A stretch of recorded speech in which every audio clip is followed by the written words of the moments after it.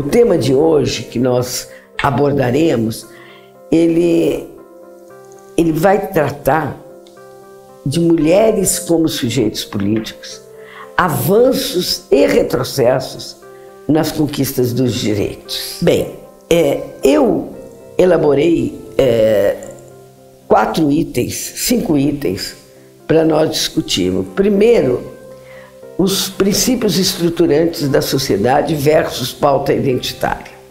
O segundo, quem são os sujeitos políticos do feminismo e as demandas que esses sujeitos políticos, que estes movimentos têm como pauta há décadas.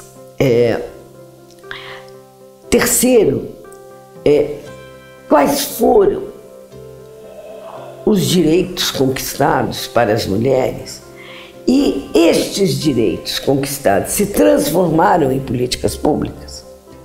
E quais foram essas políticas públicas? E dentro destes direitos, quais direitos se transformaram em leis? E, por fim, falar um pouco sobre os retrocessos que nós estamos vivendo neste período neofascista que o Brasil está vivendo a partir do golpe de 16. E como o neoliberalismo tenta capturar no mundo, no planeta, as pautas feministas. Bem, então, a primeira questão que eu quero mostrar para vocês, que é este livro, que é Feminismo para os 99%, um manifesto. Esse livro, primeiramente, ele foi escrito nos Estados Unidos por feministas acadêmicas americanas, pela Cínzia Arruda, pela Titi Bhattacharya e a Nancy Fraser. Bhattacharya, porque ela é latina. E este livro, eu sugiro que vocês tenham este livro como um princípio básico do substrato teórico para todo esse curso, para entender em que contexto nós estamos. Eu um pouco baseei e estruturei essa minha fala hoje com vocês em cima dele, né? E o da Nancy Fraser é imperdível. Bem, o que são elementos estruturantes de uma sociedade? Os elementos estruturantes de uma sociedade são aqueles fundamentais que estruturam a dimensão e o processo de relações sociais numa sociedade. Então, nós temos 3 elementos que são fundamentais. Chamam de elementos, chamam de princípios, chama-se, na quantitativa, chama-se de variável, mas eu prefiro chamar de princípios/elementos. São as relações de classe social, as relações de gênero e as relações de desigualdade racial. Cada um desses se desdobra em consequências bastante importantes de serem analisadas. A classe se desdobra na relação entre capital e trabalho, numa relação de exploração e de opressão. Uma relação onde se explora, do ponto de vista marxista, a mais-valia do trabalho. O que é a mais-valia? É aquela parte que o capital retira do que vai pagar para a trabalhadora ou o trabalhador e retira para si próprio para o lucro que ele tem sobre cada um salário pago. Então é a mais-valia sobre o meu trabalho, sobre o teu trabalho, sobre o teu trabalho, E essa mais-valia, ela necessita, dentro do capitalismo, de ter uma parceria fundamental para que ela se concretize em todas as fases do capitalismo. A primeira grande parceria é com o patriarcado. O que é o patriarcado? O patriarcado é um sistema hierárquico de poder. É um sistema de hierarquia do masculino sobre o feminino. Então, se nós pensarmos, nós temos, primeiro, a população branca, os homens brancos, as mulheres brancas, depois os homens negros e as mulheres negras.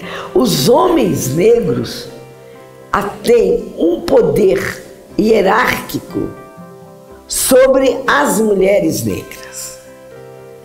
Então é o patriarcado que sustenta o capitalismo, para que o capitalismo retira a mais-valia do trabalho não remunerado das mulheres. Por exemplo, o trabalho doméstico. Por exemplo, o trabalho da dona de casa. Por exemplo, o trabalho que não é pago de acordo com as horas trabalhadas das mulheres. Ou seja, ou melhor dizendo, ele é mais mal pago do que pago aos homens. Porque as mulheres hoje, no século XXI, no mundo, ganham de 21% a 27% a menos que os homens ganham na mesma função. Então vejam bem como o patriarcado é fundamental para o capitalismo. E nós veremos isso quando nós formos falar, ainda hoje, sobre o neoliberalismo. E a questão da raça. A questão da raça, no Brasil, ela é fundamental. Não se pode entender a sociedade brasileira e todas as suas relações de opressão e dominação se nós não entendermos raça / escravidão. A etnia é decorrência. Então, veja bem, o que é a escravidão? Nós, no Brasil, a princesa Isabel, branquinha de olhos azuis, ela decretou, ela assinou a abolição da escravidão. Mas ela não aboliu a escravidão. Por quê? Para que tivesse abolido a escravidão, para que a sociedade brasileira, nós tivéssemos já dado conta da escravidão, era necessário que abrisse imediatamente, junto da abolição, todos os acessos às oportunidades de trabalho para os escravos. Isto não aconteceu. Então é neste momento que há o mito do Brasil cordial, o mito da mestiçagem, o mito da mulata, vai por água abaixo com a desconstrução que o feminismo fez destes elementos. Ele desconstrói para mostrar que a mestiçagem, o mito da mestiçagem, o mito da mulata era nada mais, nada menos do que estupro dos senhores brancos de engenho sobre as mulheres escravas negras, que eles escolhiam e punham ao lado das casas. Então veja, classe, gênero e raça são estruturantes da nossa sociedade. Portanto, não há hierarquia entre essas três pautas: de classe, de gênero e de raça. E estas pautas não são identitárias. Identitárias são as pautas que as pessoas se reconhecem nelas a partir de uma escolha. Você não escolhe ser mulher e você não escolhe ser negra. Você nasce negra e nasce mulher. E nasce numa família de elite, rica, capitalista, predatória, financeira, ou nasce numa família de trabalhador, numa família pobre, ou numa família de classe média baixa. Então, posto isso, né, por que isso? Quem foi responsável por ressignificar estes conceitos? Sem dúvida nenhuma foram as mulheres feministas, que eu entro no segundo ponto, são os sujeitos políticos feministas. Porque o feminismo é um movimento que parte de 3 princípios. Meu corpo me pertence. Nosso corpo nos pertence. Isto, nem o Estado, nem os homens podem mandar no nosso corpo. Ao contrário, nós temos que ter acesso para nos informarmos sobre o que é melhor para nós do ponto de vista da nossa saúde integral. Agora, quem decide sobre o que eu vou fazer com o meu corpo sou eu. E o meu corpo me pertence, é um direito de escolha. E está embutido aí a questão dos direitos sexuais e reprodutivos, que é o direito sexuais, o direito do exercício da sexualidade livremente, com liberdade, com garantia desses direitos, e o direito da reprodução, de ter ou não ter filhos quando quiser, com quem quiser, como quiser, se por parto normal ou se por cesariana, desde que tenha passado pelas 6 consultas médicas e seja bem informada do seu estado de saúde, dos prós e contras da escolha daquele parto.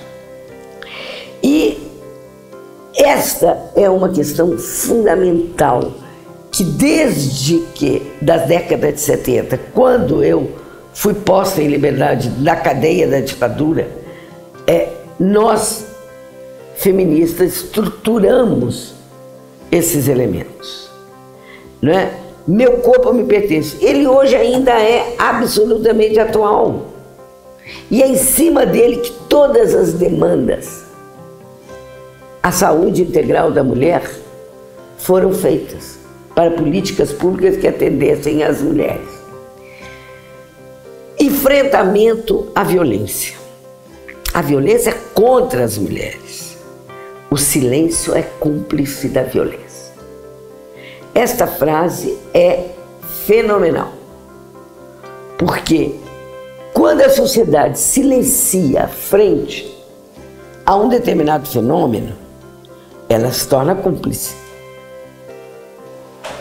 Então, quais são as violências? É chamado hoje violência de gênero, mas é a violência contra as mulheres, violência doméstica, violência sexual. Violência doméstica é a física, que machuca, que espanca, que arrebenta. A violência sexual é o estupro com penetração sem consentimento. É o abuso sexual também. É mão na bunda, é mão no corpo, no ônibus, no metrô, nas escolas, no trabalho, na festa. E isso são violências sexuais. A violência psicológica, que é aquela que fica o dia inteiro falando no seu ouvido que você é feia, que você é gorda, que você não ou então que você não que a cozinha que a comida não está boa, que tudo isso é uma violência psicológica que afeta as mulheres, que leva à depressão. E a violência emocional é a violência emocional é exatamente aquela do constrangimento que faz com que de fazer com que as mulheres passem por um determinado constrangimento em qualquer lugar, em qualquer situação. A violência patrimonial, aquela, já ouviram falar, por exemplo, que os homens retiram os cartões de titularidade do Bolsa Família das mulheres para elas não terem direito de comprar aquilo que é, não terem autonomia sobre a tua vida econômica? É a mesma coisa, os filhos, os maridos tiram os cartões de crédito das mulheres, tiram os cheques, né? Então é um leque, infelizmente, de violência.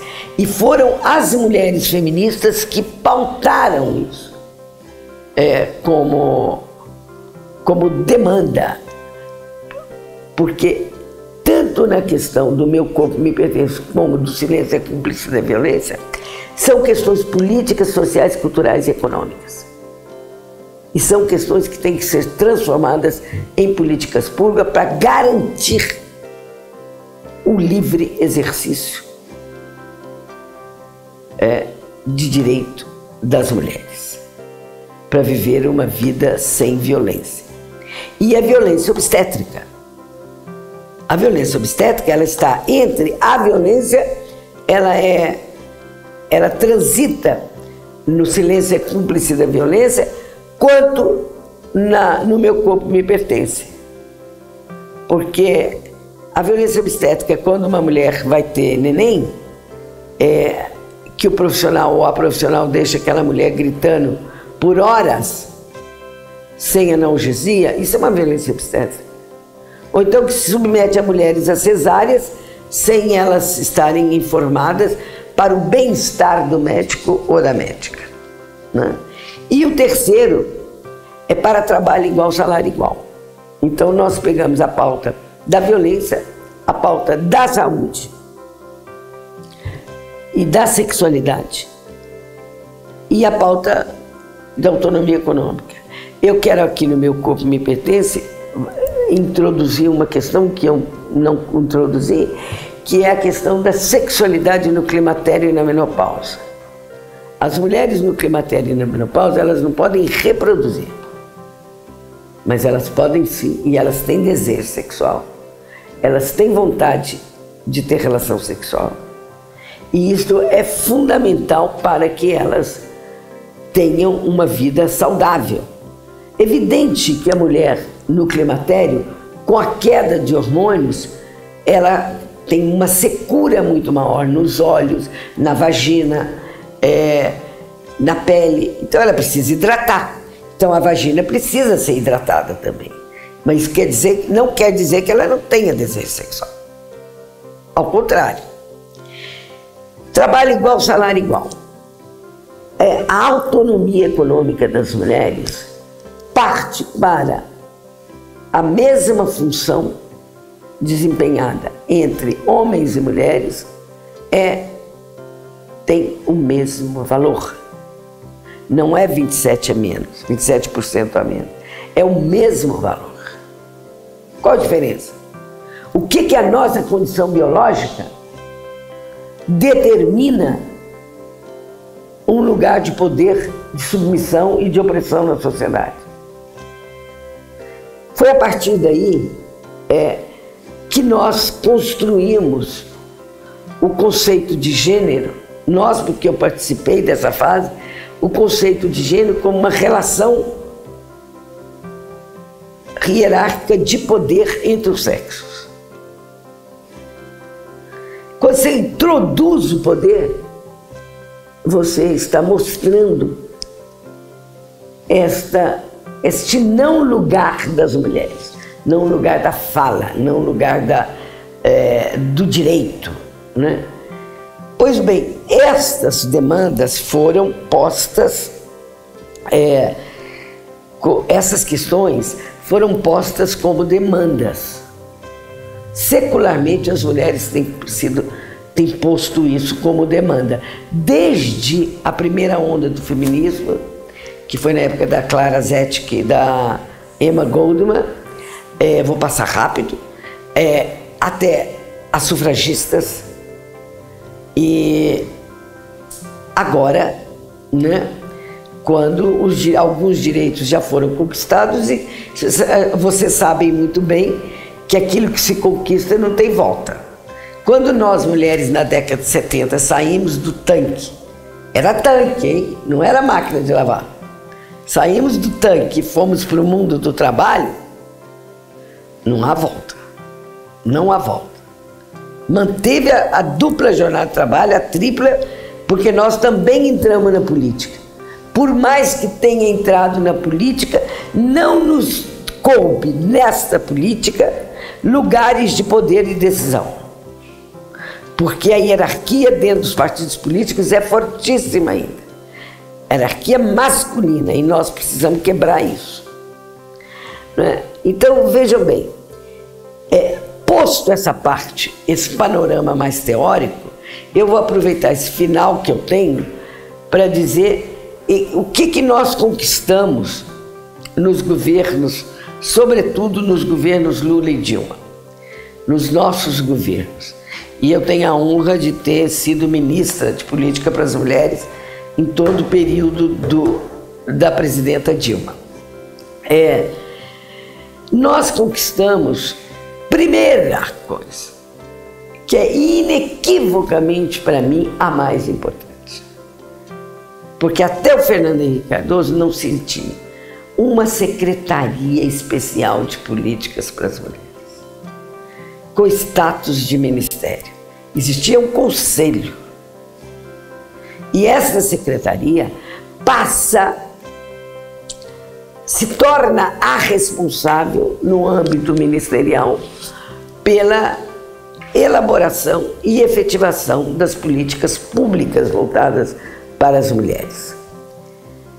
É lógico que uma secretaria em 2003 começa muito pobrinha, muito pequenininha, não tinha 18 mil reais. E quando eu saí no golpe em 2016, nós tínhamos 380 milhões. Então isso é fundamental, de recursos próprios. Então esta foi a primeira grande conquista. E as ministras que me antecederam, a Emília, depois a Nilceia Freire, a Emília Fernandes, depois a Nilceia Freire, a Irine Lopes e eu, elas pavimentaram para quando eu cheguei. Eu avancei com a equipe toda que trabalhou comigo, espetacular. Então, a secretaria passa a ter um lugar de fala entre os ministérios, passa a ter status de ministério.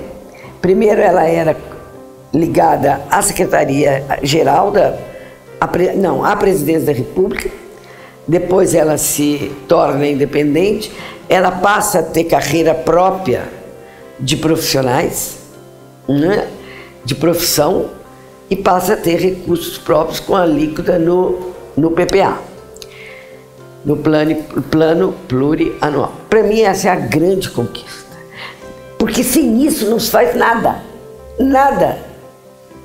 A outra grande conquista que nós tivemos foi introduzir a intersetorialidade em todos os ministérios, comitês de gênero, para fiscalizar se, na efetivação daquelas políticas, a perspectiva de gênero estava sendo realmente conquistada.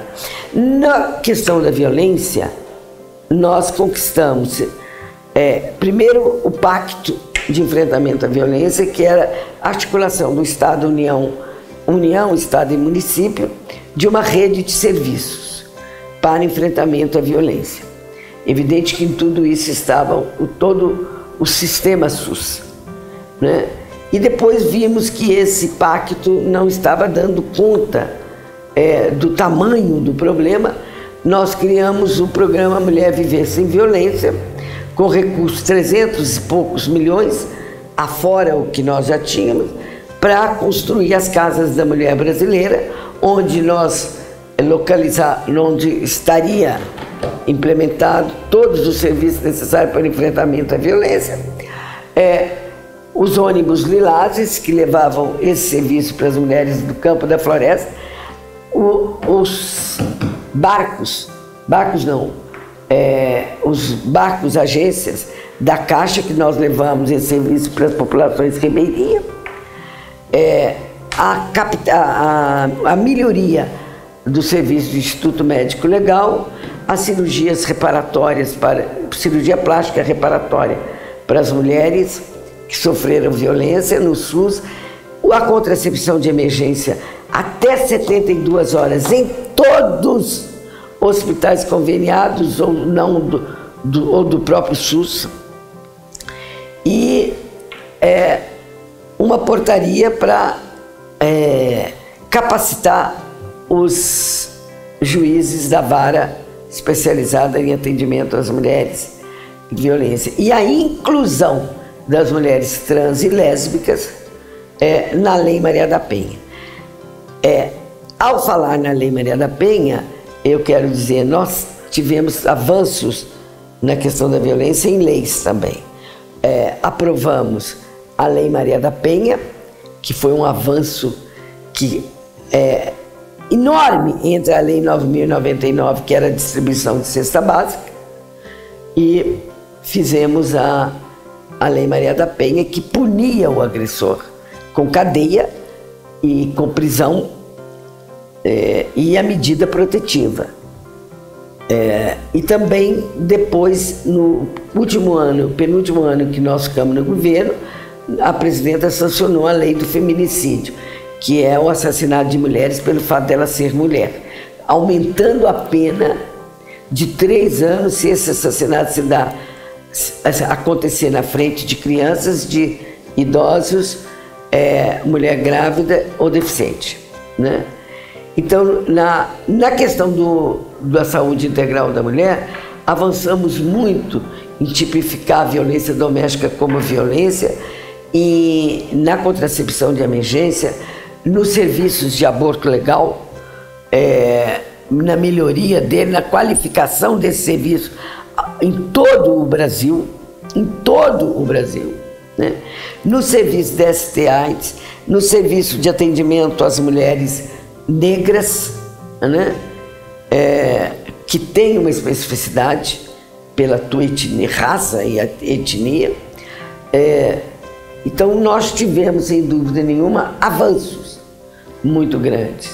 E considerar que a saúde não é materna infantil, é saúde integral da mulher, porque a mulher não é colada à criança, ela só é mãe quando ela quer ser mãe, ou ela pode ser mãe. E na questão do trabalho, nós conquistamos a PEC da trabalhadora doméstica, que amplia os direitos das trabalhadoras domésticas a todos os direitos da então CLT.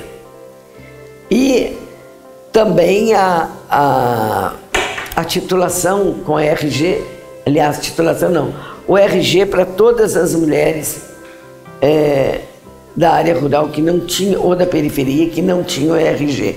Mais de 2 milhões de mulheres não tinham RG. Isso é fundamental falar. Bem, estes, fora outros, e o posicionamento do Brasil no sistema ONU, no sistema em todos os sistemas internacionais, posicionamento avançado, o Brasil dava o tom das reuniões, dos documentos, né? Preservando a soberania nacional e preservando a identidade nossa. Participamos como mulher na perspectiva de gênero dos BRICS. Isso é fundamental no Mercosul. E hoje, o que nós vivemos? Nós vivemos um imenso retrocesso com um golpe dado em 2016, um golpe fundamentalista, misógino, parlamentar, judiciário, financeiro internacional e parlamentar. E o golpe começa quando a elite internacional e brasileira começa a perceber que nós ainda ganharíamos outra eleição em 2018. Isso começou lá em 2005. Mas o golpe se efetiva dentro da perspectiva misógina dele, com a presidenta Dilma, e aqui eu rendo, em nome de todas as mulheres, uma homenagem à fortaleza da presidenta Dilma, a dignidade dela com que ela enfrentou esse processo todo. Mas o Brasil não estava sozinho. O Brasil faz parte de um planeta que considerou do ponto de vista, aí vem o Trump, vem o Macron, vem o Macri na Argentina, a era da globalização. Eu vou passar muito rápido nisso. A abertura das fronteiras tinha criado mil problemas que vocês todas veem aí, e a volta do neoliberalismo, que não conseguiu ser implantado no Brasil na época do Fernando Collor e do Fernando Henrique Cardoso, um neoliberalismo fascista, com essas características fundamentalistas, que tem dois campos: essa destruição dos avanços dos direitos sociais, dos direitos individuais, dos direitos trabalhistas, colocando as mulheres no mundo inteiro como sujeito prioritário a ser destruído. E aí todas os sujeitos que decorrem daí, né? Lésbicas, bi, trans, negras, matrizes religiosas, estão vulneráveis. É para ser destruído. Uma pauta fundamentalista, que do outro lado é a pauta perversa do neoliberalismo, com a perda total dos direitos trabalhistas. É trabalho precarizado, trabalho intermitente, trabalho insalubre, trabalho com baixíssimos salários. E, finalmente, eu quero dizer para vocês que nós precisamos, nós mulheres, temos uma responsabilidade muito grande. Nós temos que ressignificar a nossa narrativa, que significa reconstruir a narrativa, para atingir o máximo de mulheres que nós possamos atingir, com narrativas explicativas, que expliquem por que nós, mulheres, somos 52% da população e as mulheres negras 49%, e mãe da outra metade. E é por isso que nós avançamos na conquista dos nossos direitos, e isso incomoda todo mundo que conquista direitos. Todos os grupos de população que conquistam direitos são alvos de destruição pelo fundamentalismo. Então, nós temos uma responsabilidade muito grande. E a mulher na política, eu quero chamar todas vocês para essa reflexão. A mulher na política é a mulher no cargo de direção que decide, em cargos de poder que decide, dentro dos partidos, dentro dos movimentos sociais, dentro das organizações, dentro do Congresso Nacional, no Executivo, nas prefeituras, nos governos, na Presidência da República.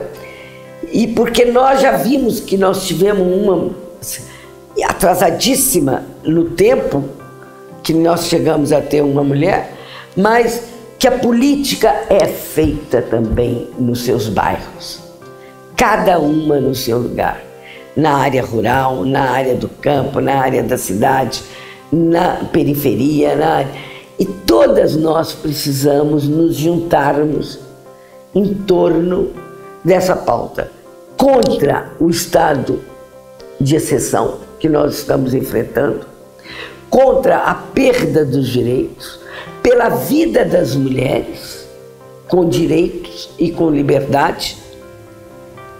E, se não, o projeto de sociedade não radicaliza. A democracia tem que ser radicalizada. Nós temos que conquistar corações e mentes para radicalizar E não achar que tendo uma mulher na presidência de uma empresa está tudo resolvido. Não. Eu tenho a honra de ser do PT e ter uma presidenta mulher, que é a presidenta Gleisi Hoffmann. Mas só ela não adianta, ela precisa que tenha outras mulheres em outros espaços de poder. Então, companheiras que estão iniciando esse curso agora, leiam esse livro novamente e não esqueça, não há sociedade com democracia radical sem o feminismo. Ele é fundamental para que nós possamos avançar nas conquistas dos nossos direitos. Muito obrigada.